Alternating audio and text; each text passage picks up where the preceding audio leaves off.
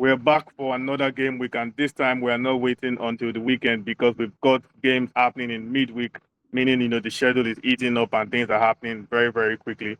But getting straight into the action, Victor, Chelsea will be looking for revenge against Leeds. I mean, Leeds beat them in December 3-1 at Elland Road, and they'll be looking to keep their top four ambitions in check when they take on Leeds at Stamford Bridge.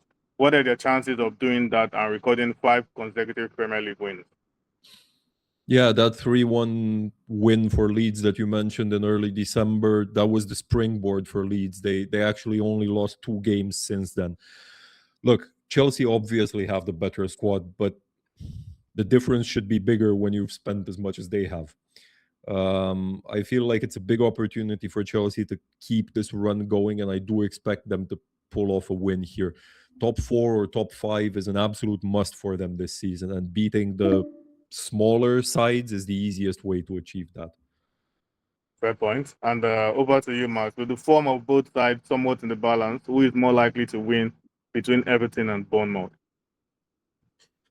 I truly don't know, because if you look at Everton form at home, there's like only 2 wins in 9 games. Then for Bournemouth on road, it's 1 out of 11.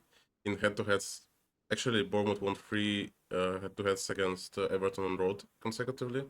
And also, yeah, as you mentioned, the form is pretty much the same. You have 2 wins, 2 draws, and the FA Cup extra time loss. So, I mean, it's pretty much equal teams in equal form. So I'd say the logical outcome would be a draw, but pretty much anything can happen here.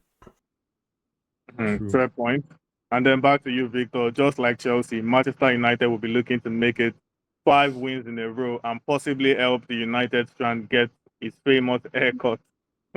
What are the chances of that happening against West Ham?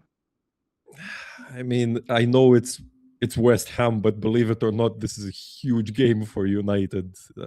As mental as it sounds compared to how it used to be, I don't know, 20 years ago.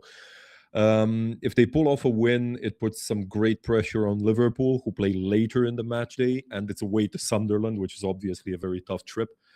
There are already 5 points between United and Liverpool. Making that gap 7 or 8 would be massive for them and would really put them in the driver's seat to make the Champions League again. And I know this is going to sound strange for me, but coming from me, but United are a club that should be in the Champions League given their history.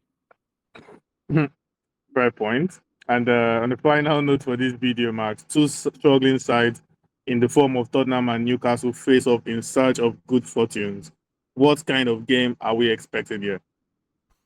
I mean, a ton of goals, stupid mistakes in defense, maybe some red cards. I mean, we can expect pretty much everything.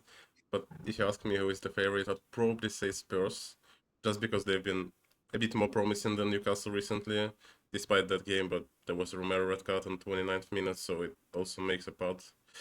But overall, looking at the Newcastle recently, I just don't see them getting anything more than a draw here, so I'd probably say the Spurs are slight favorites for me. Well, that's a strange statement. I mean, Spurs being favorite in anything at all.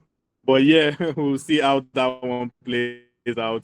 We've got a lot to look forward to this midweek. And as usual, we'll be sure to be on top of everything, the best talking point, best results, and best post-match recap.